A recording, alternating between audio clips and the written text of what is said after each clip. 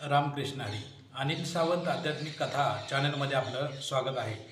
आज आपण लिंब येथील प्रसिद्ध असणारं विष्णुलक्ष्मी मंदिर आपण पाहताय. पाठीमागे मूर्ती दिसत आहेत आपल्याला आणि या मंदिरामध्ये आपण प्रवचन करणार आहोत. प्रवचनासाठी घेतलेला अभंग गोड आणि समर्पक असा आहे आणि अभंग असा आहे. काय नोहे केले एका चिंतिता विठ्ठले, काय नोहे केले एका चिंतिता विठ्ठले, सर्व साधनांचे सार भवसिंधू उतरी पार. योग याग तपे केले तेने अमुबे, तुका म्हणे जपा मंत्र त्रिअक्षरी सोपा. असा हा संत श्रेष्ठ जगद्गुरू तुकाराम महाराजांचा हा अभंग आहे. आणि या अभंगाद्वारे तुकाराम महाराज प्रश्नच करतायत की काय नोहे केले एका चिंतिता विठ्ठले. विठ्ठलाचं एका चिंतन केल्यानं काय होत नाही ते सांगा म्हणतात. असा प्रतिप्रश्नच आपल्याला केलेला आहे की काय नोहे केले एका चिंतिता विठ्ठले, सर्व साधनांचे सार भवसिंधू उतरी पार. आणि या भवसिंधू पार करायचा असेल तर काय करा. एका बाजूला योग याग तपे सर्व एका बाजूला आणि नामस्मरण एका बाजूला. जेवढं योग याग तपानं जेवढं पुण्य मिळतं तेवढं नुसतं एका नामानं मिळतं असं तुकाराम महाराज सांगतात आपल्याला. आणि काय करा तर तुम्हाला भवसिंधू उतरून पार जर जायचं असेल, भवसिंधू पार करायचं असेल, हे मायाजाळ जर पार करायचं असेल तर तुका म्हणे जपा मंत्र त्रिअक्षरी सोपा. आणि 3 अक्षरी मंत्र कोणता आहे तर विठ्ठल विठ्ठल विठ्ठल हा मंत्र जपा, असं अहर्निश जपा असं महाराज सांगतात. आणि आज या अभंगाला समर्पक असं संत चरित्र पाहणार आहोत. आणि हे संत चरित्र आहे संत रोहिदास महाराज यांचं. संत रोहिदास महाराजांबद्दल बरेच चरित्र असं सांगितलं जातं, बऱ्याच ठिकाणी सांगितलं जातं की त्यांचा जन्माची तारीख निश्चित माहीत नाही. दुसरं जन्म ठिकाणसुद्धा 2-2 ठिकाणी सांगितले जातात. की एक म्हटलं जातं की वाराणसी जवळ त्यांचा जन्म झाला. दुसरं सांगितलं जातं काशीमध्येच एका खेड्यामध्ये त्यांचा जन्म झाला आहे, काशीजवळच्या एका खेड्यामध्ये. दुसरी गोष्ट 12व्या शतकापासून यांची उदाहरणं वेगवेगळ्या साहित्यामध्ये मिळतात संत चरित्रामध्ये. की कोण म्हणतं 1255 साली यांचा जन्म झाला, कोण 13व्या शतकात म्हणतं, कोण 14व्या तर कोण 15व्या शतकामध्ये. म्हणजे अचूक यांचं जन्म ठिकाण नाही, परंतु यांचं साहित्य खूप मोठं आहे आणि यांचा अधिकारसुद्धा या संताचा खूप मोठा आहे. रामानंदाचार्यासारखे गुरु यांना लाभलेले आहेत की जे रामानंदाचार्य भक्त कबीरांचे सुद्धा गुरु आहेत. म्हणजे भक्त कबीर सुद्धा यांचे गुरुबंधू आहेत. आणि या संताचं महात्म्य एवढं मोठं आहे की संत मीराबाई यांना आपली गुरु मानतात. बऱ्याच ठिकाणी उल्लेख आढळला आहे की गुरु कोण आहेत. मीराबाई कोण होत्या. मीराबाई या राजघराण्यातल्या एक स्त्री आहे. भगवत प्राप्तीला पोचलेली एक भक्त स्त्री. आणि ती कुणाला गुरु म्हणते तर ती म्हणते रविदासांना, म्हणजेच या रोहिदासांना. रविदास, रोहिदास अशी 16 नावं या संताला प्राप्त झालेली आहेत. पंजाब, उत्तर प्रदेश, राजस्थान, महाराष्ट्र, मध्य प्रदेश वेगवेगळ्या भागामध्ये वेगवेगळी नावं ही प्रचलित आहेत. त्यांचा अधिकार एवढा मोठा आहे की पूर्वजन्मीचं चरित्र जर पाहायला गेलं संत रोहिदास महाराजांचं असं सांगितलं जातं किंवा अध्यात्मामध्ये असं सांगितलं आहे की पूर्वजन्मी रोहिदास महाराज एक योगी पुरुष होते. आणि योगी पुरुष असताना एका मंदिरामध्ये यांचं वास्तव्य होतं. आणि एका मंदिरामध्ये त्यांचं वास्तव्य असताना एक वेळेला काय झालं, त्यांना एक क्रूज झाले होते, आजारी होते आणि आजारपणाच्या अवस्थेमध्ये झोपून होते. हा योगी माणूस झोपून होता आणि तिथं मंदिरामध्ये नेहमी येणारा एक व्यापारी, गर्भश्रीमंत व्यापारी, त्याची इच्छा असायची या योगी माणसानं काहीतरी आपल्याकडून घ्यावं. म्हणून एक दिवस त्या व्यापाऱ्यानं एक जोडा, म्हणजे आपण त्याला पादत्राणे किंवा चपला म्हणतो, चपलांचा एक नवीन जोड विकत घेऊन आणला आणि त्यांना उठवलं. महाराज म्हणले उठा, मी तुम्हाला प्रेमानं हा जोडा तुम्हाला देत आहे, म्हणजे याचा स्वीकार करा. महाराज उठले आणि उठल्या अवस्थेत असताना म्हणले मी तर आजारी आहे आता आणि मी आता द्या तुम्ही घेतो म्हणले, मी स्वीकारतो याचा, परंतु मी चांगला झाल्यानंतर हे परिधान करेन म्हणले, आत्ता मी करू शकत नाही. व्यापारी गेला, व्यापाऱ्याला आनंद झाला की माझा जोडा यांनी स्वीकारला. पण त्यांनी काय केलं, महाराजांनी त्या समोरच्या दिवळीत असा ठेवा म्हणले. तो दिवळीत जोडा, नवीन जोडा ठेवला आणि ज्या ज्या वेळेला महाराज काय व्हायचे, उठायचे, त्यावेळेला ते जोड्याकडे बघायचे आणि त्यांना वाईट वाटायचं की एवढ्या प्रेमानं दिलेला हा जोडा मी घालू शकत नाही. आणि तसेच ती परत आजारपणाच्या अवस्थेमध्ये होते. आजारी होत असताना ती काय त्या आजारातून बरी झाली नाहीत. शेवटी जीव जाताना वेळेला त्यांच्या मनामध्ये काय आलं की हा एवढा सुंदर जोडा मला प्रेमानं दिला, मी घालू शकत नाही, आणि वाईट वाटलं त्यांना. आणि जीव जाता जाता, प्राण जाता जाता त्यांच्या मनामध्ये तो जोडा बसला होता. दिवळीतला जोडा बघत बघतच त्यांचा प्राण गेला.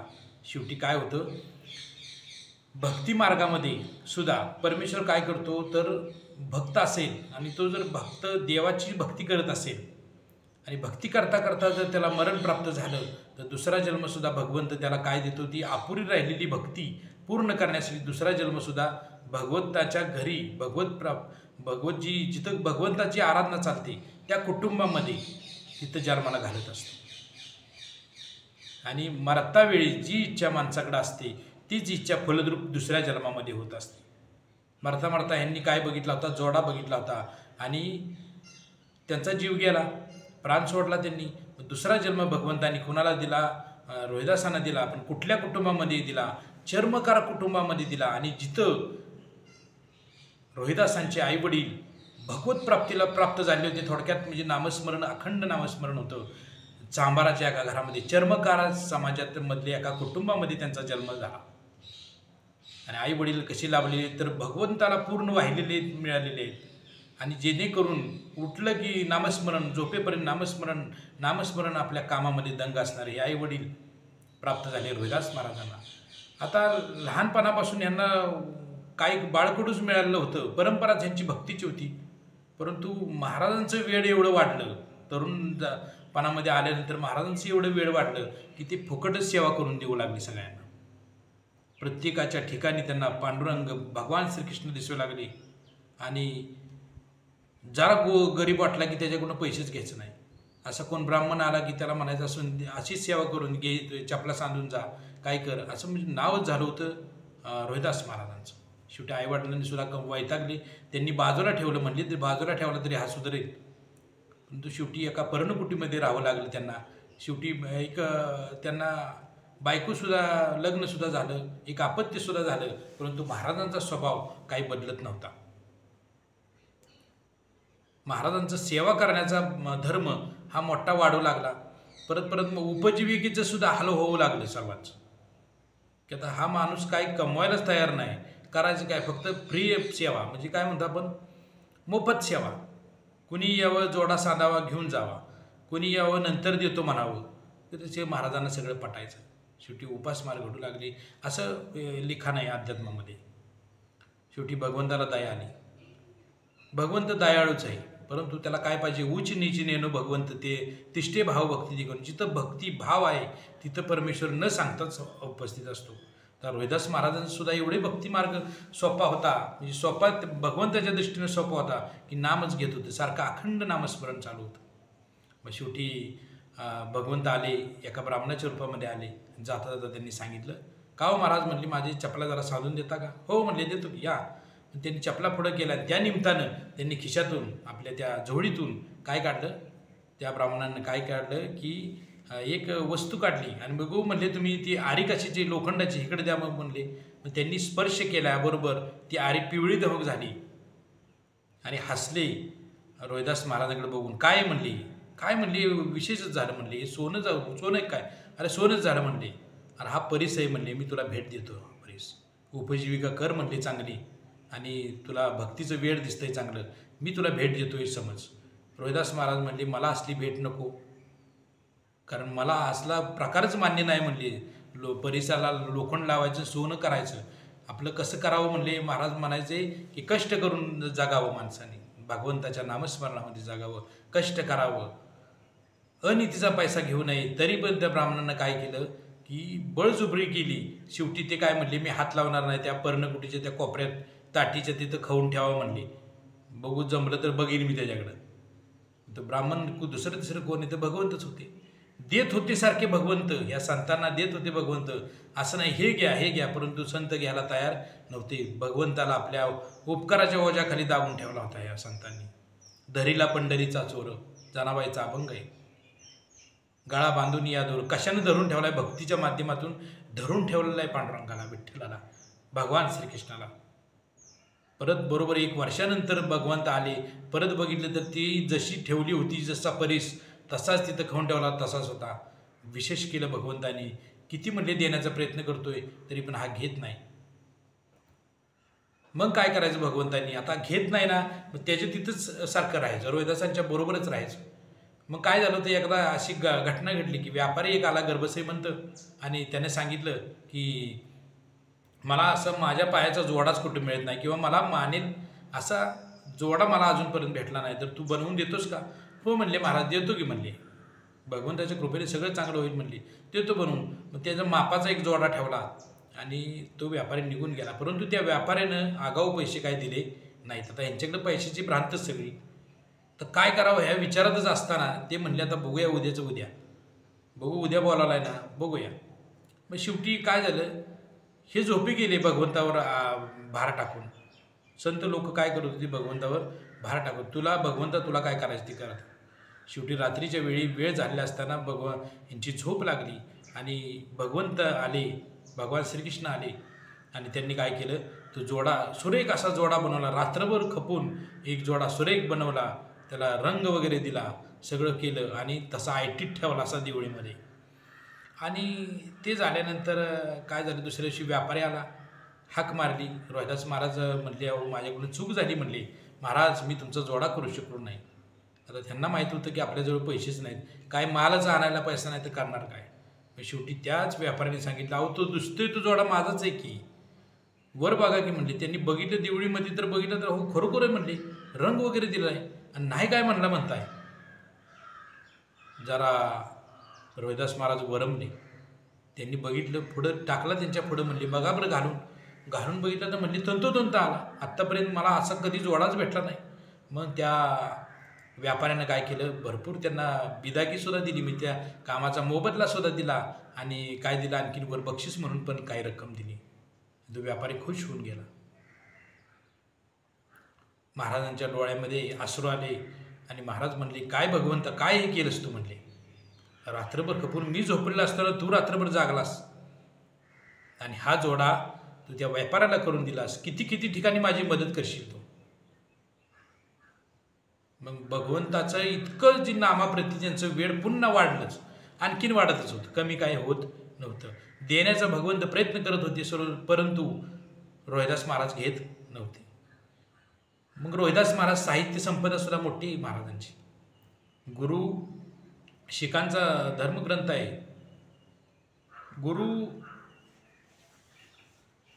गुरु ग्रंथ साहिबमध्ये महाराजांच्या रचना आहेत. तिथं सुद्धा महाराजांना काय मानतात, संत मानतात. गुरु ग्रंथ साहिबामध्ये सुद्धा रचना आहेत. आपल्या महाराष्ट्रामध्ये सुद्धा रचना आहेत त्यांच्या भरपूर, आणि ठिकठिकाणी. तर मग त्यांनी काय केलेलं आहे, तर साहित्य सुरुवात केली, रचना करायला लागले. तर तिथल्या प्रस्थापित वेदोक्त ब्राह्मणांना काही पटलं नाही. त्यांनी काय केलं, त्या राजाकडे कागाळी केली. त्या राजाला सांगितलं की बघा तो रोहिदास काय कवित्व करतो, अभंग काय करतो, देवाला आमच्यापेक्षा श्रेष्ठ समजतोय तो. त्याला बोलावणं राजानं केलं. राजानं पुढं बोलावलं, तर दरबारामध्ये त्याला सांगितलं की आता ही माणसांनी तुमच्या विरुद्ध तक्रार केली, तर काय करा, तुमच्याजवळ जो काय असेल ते तुम्ही दाखवा की माझी भक्ती किती श्रेष्ठ आहे. महाराज म्हणले, मी नाही दाखवणार, ह्यांनी पहिले दाखवावं. तो शाळीग्राम एक होता महाराजांच्या जवळ, तो असा समोर ठेवला, आणि पूजेचा शाळीग्राम होता. तो समोर ठेवल्याबरोबर त्यांनी सांगितलं, राजाने सांगितलं की ब्राह्मणांना की तुम्ही काय करा, तुम्ही तुमच्या पद्धतीनं मंत्रोपचार करा, काही करा, परंतु हा शाळीग्राम जागेवरून हलला पाहिजे.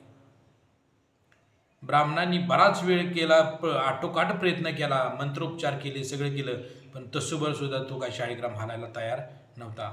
शेवटी रोहिदास महाराजांच्यावर वेळ आली. रोहिदास महाराजांनी डोळे झाकले आणि प्रभूचं नामस्मरण केलं आणि भगवान श्रीकृष्णाला आव्हान केलं. म्हणले माझे जर काही तथ्य असेल भक्तीमध्ये तर तुम्ही महाराज या तुम्ही माझ्याकडं.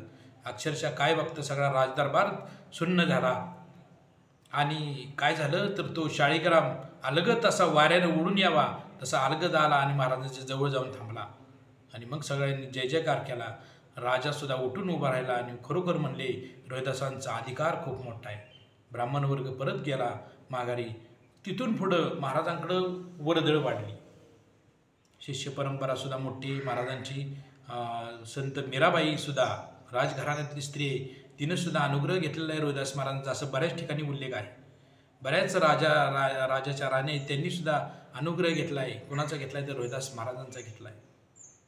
त्यांचा अधिकार खूप एवढा मोठा आहे असा उल्लेख आढळतो. आणि असं असताना महाराजांचा भक्तिपंथ एवढा वाढीस लागला की गंगेच्या काठीच ह्यांचं ते बरीच वर्ष ह्यांची गंगेच्या काठी गेली. तिथंच हे असल्यामुळं त्यांची तिथं वास्तव्य होतं. एवढं नाव झालं की पुन्हा मग देशोदेशीची माणसं येऊ लागली.